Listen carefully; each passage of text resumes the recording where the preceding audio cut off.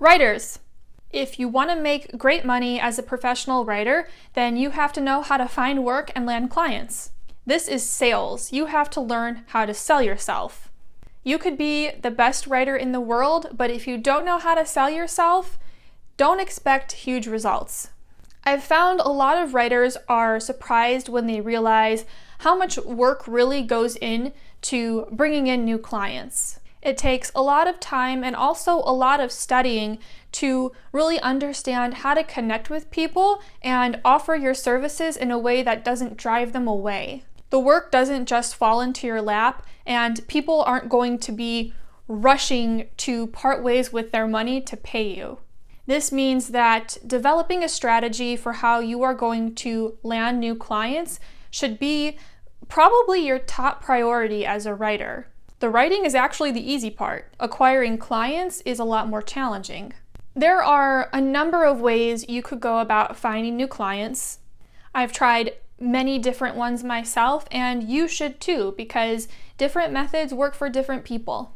For now, I'm going to tell you the method that has brought me the most business, and that is cold emailing. Before we get into that, I want to touch on one really important point, and that has to do with bidding sites.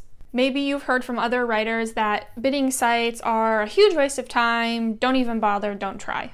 In case you're not familiar yet, a bidding site is a website where people will post writing jobs that they need completed, and you can create an account on these websites and bid on the projects. So you'll send a cover letter, your desired rates, and whatever other details they ask for. I can understand why some people hate bidding sites. Because there's so much competition, writers will be very willing to work for very, very little pay. That means that if you want to compete with them, you have to be willing to work for as little as they are, if not less. This sucks. This is one of the reasons why writers have such a hard time making good money off their writing, because people can get it for so cheap. They can get it for really cheap from bidding sites and from content mills, which is another video. Anyhow, that being said, is it still worth exploring bidding sites? Yes. In fact, after I picked up a few short-term jobs, I actually landed a full-time freelance writing job that I ended up hanging on to for, I want to say it was like a year, and I was making $3,000 a month. This was from a bidding site, and this was the very start of my career. Is that a ton of money? No. Is it a lot of money for a new writer? Yeah. That job that I got from a bidding site was the start of everything for me.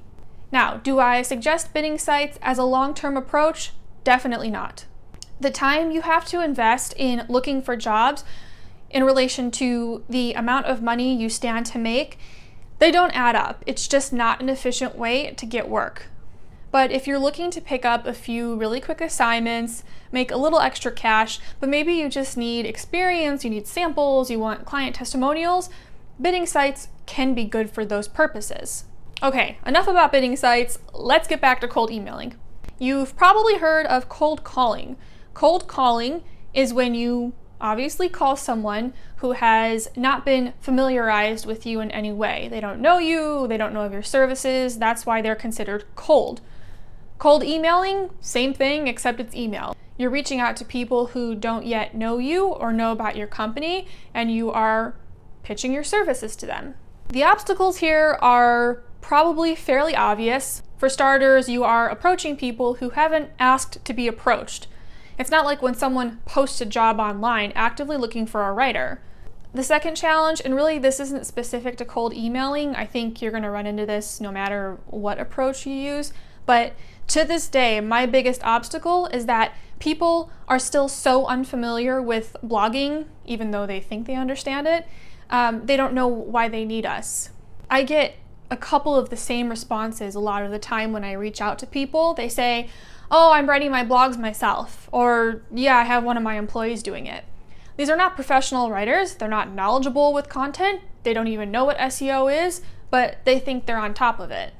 So that's the goal when you're cold emailing or approaching a client in any manner. You need to get this potential client to understand why they need you. You have to convey to them how you're going to take their blog, their website, and their business to a whole new level. Researching cold emailing techniques is something you should be doing not every day, but consistently every week. I still read everything I can find about cold emailing techniques because it's always worth trying new things, testing out different techniques. You never know what's going to resonate. So don't just pick one kind of email and then be done with it. Personally, I've had the best luck with very short, concise, to the point emails.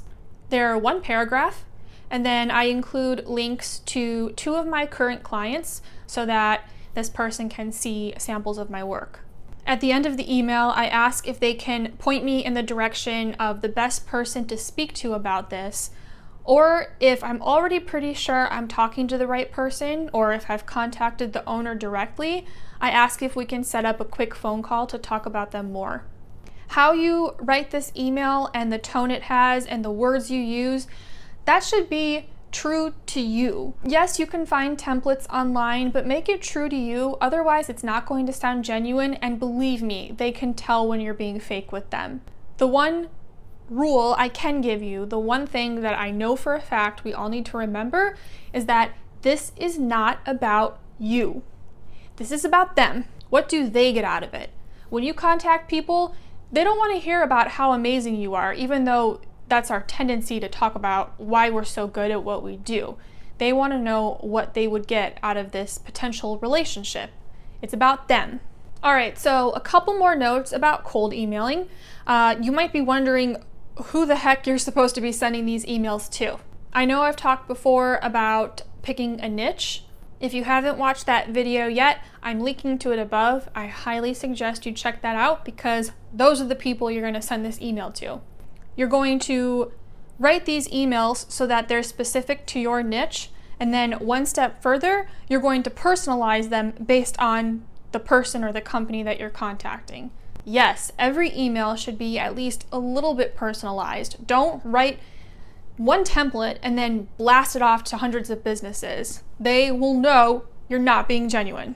Okay, so to recap, when it comes to cold emailing, first make sure you've picked a niche, and then you need to start generating a template for a cold emailing script. Okay, get to work. You have a lot to do. If you have questions, drop them in the comments, email me, tweet me, whatever. Give this video a thumbs up, subscribe, and I will catch you in the next video.